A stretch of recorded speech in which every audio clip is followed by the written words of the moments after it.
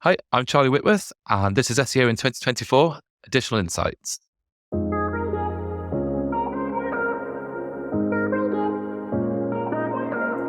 Charlie, what's your additional insight for SEO in 2024?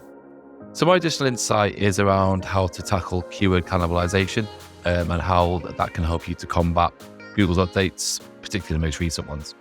Okay, so keyword cannibalization in the notes that you sent through to me, you were just talking about cannibalization. I was going, what specific aspect of cannibalization? So it's keywords you want to focus on. So yeah, it's keyword cannibalization. The terminology, has become quite broad recently. Essentially, it's around search intent, having too much content on the same subject, on the same keywords, and the benefit that can have in terms of overall optimization, obviously not having keywords and having content compete with each other essentially on your site. Great, okay. And how do you establish if you've got too many pages in a particular topic?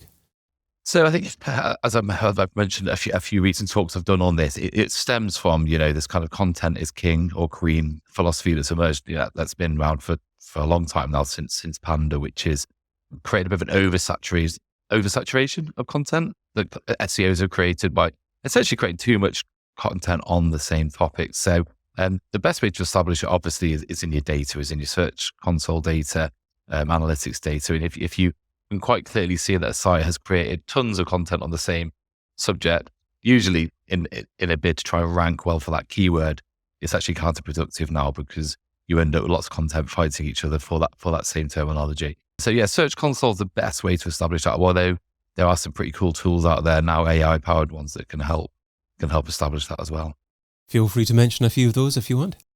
Yeah, so Keyword Insights is the one I mentioned a lot in my talk. I talk about these guys quite a lot. I love the tool that the UI is great, the AI is great, and I find it's really quick and easy to establish things and actually to get implementable reports. But obviously, you feed your Search Console and your keyword data into the tool, and it uses AI to see what Google's indexing to help you cluster your keywords, so you can work out what you need to keep, what your keyword gaps are, and essentially what is the extent of your cannibalization. So that's a really good one.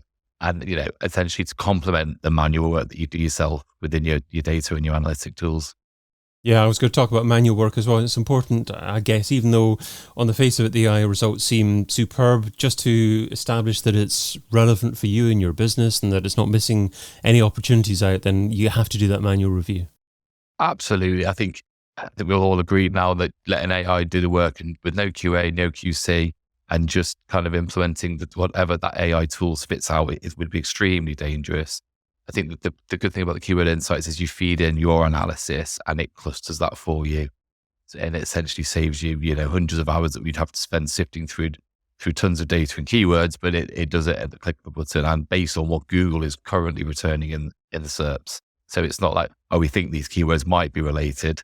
It's actually right, well, Google is actually associating these keywords. Therefore, you might want to class them as a cluster, or for instance. So, but it's all fed by your initial keyword research and your manual SEO work. So certainly it doesn't replace the SEO intuition side or the manual work. It just saves you a lot of time in clustering that data.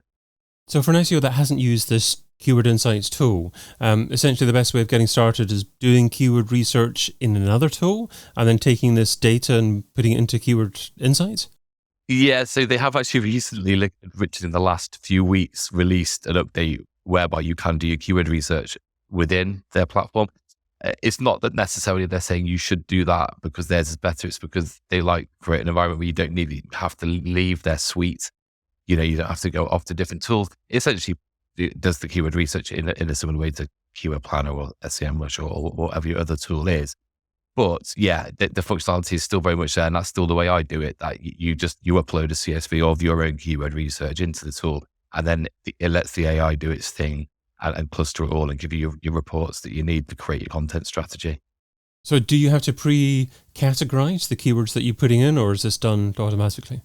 So I always do anyway. I just do that as a point anyway, just because in my other tools it helps with all sorts.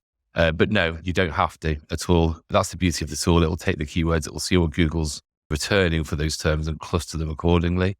So instead of keyword categories, it's more these clusters based on search intent and Google's results. Okay, based on search intent Google results, is it also based on keyword volume as well? Yeah, no, that's the two fields you need in your CSV are a keyword and volume, and the tool will do the rest. Superb. Okay.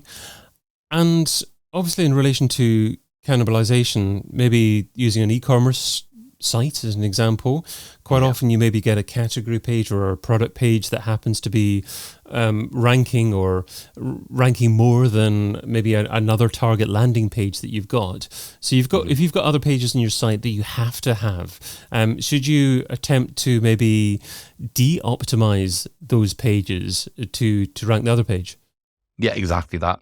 It does. That's part of the presentation I recently did at Brighton. Is a lot of this cannibalization is caused by what I refer to in my presentation as PDP versus PLP, which is, people that work in the e-com world will be familiar with that, which is product description page versus product landing page, which is whereby it's very easy to go really aggressively on your keywords on your product pages. I've had clients do it because they've been told to, work your keywords into your copy, or it can be just quite easy to do naturally. And before you know it, your product page has got more mentions of that keyword than the category page.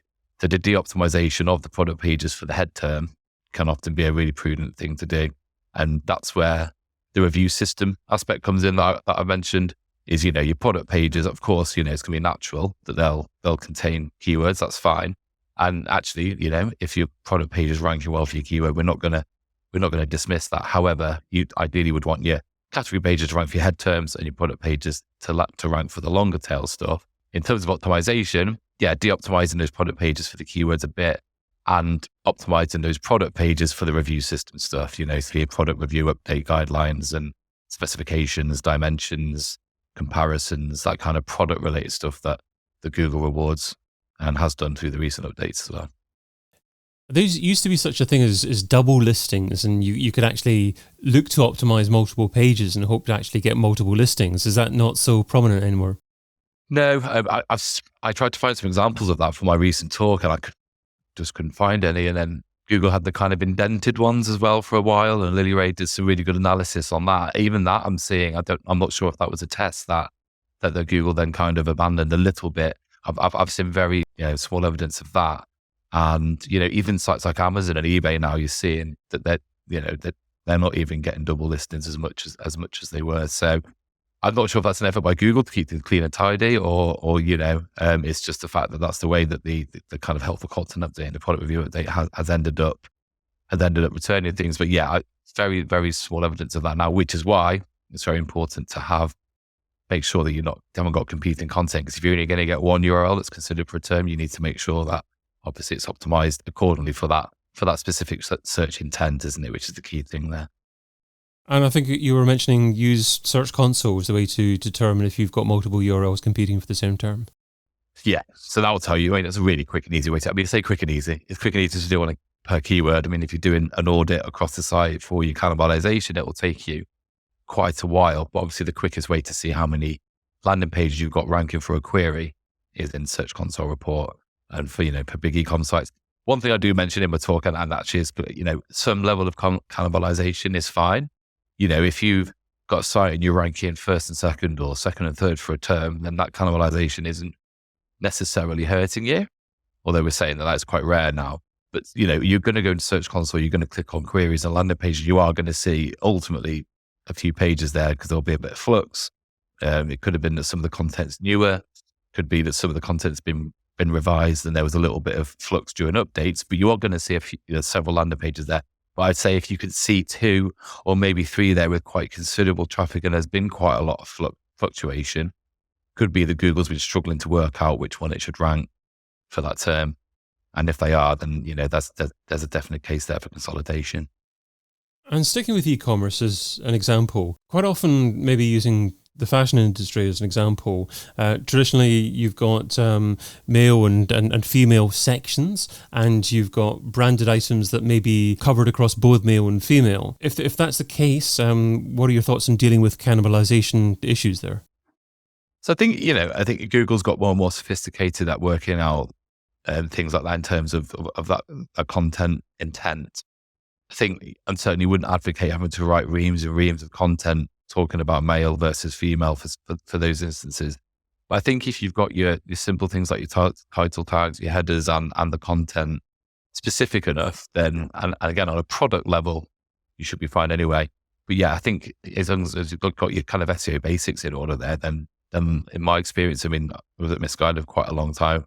And then we released the mail brand. We didn't see too much issue there as long as you had your SEO basics in order, really. And not loads and loads of content, but enough content there to, I trust Google with that a little bit, I'd say. Trust Google. Yeah, that's a good t-shirt as well. You mentioned that word intent a couple of times as well. How do you, I assume that you go about maybe bucketing certain keywords and all similar intent, similar kind of phrase, you're targeting them all on a particular page. And if you're determining a different intent, so for a different page. So how do you go about determining the specific intents that you have in mind for that page? So this is one that is a mix between manual auditing and common sense. Also looking at the result for that page, and you can quite quickly see there if it's informational, transactional, commercial. There are obviously quite a few tools out there now that have intent in there. The issue we've got with that now is all the tools are using slightly different terminology. So like Systrix will use do and what and why, and then I use advanced word ranking for my keyword rankings, and their intent features is pretty good, and that's the terminology I go for. And actually, it will show you, dependent on the last keyword crawl, if that intent has changed, which is obviously crucial because Google will change the intent behind a keyword. Sometimes they'll have an informational result for a term, and you might see a following month actually they switched it to commercial or vice versa. So that's key. But so the tools do definitely help there. The thing, obviously, with that is that you're going to have a few different tools all using slightly different terminology. But I think for your vanity or your head terms, I think keep an eye on things manually. Every SEO is checking the results for all their kind of head terms anyway.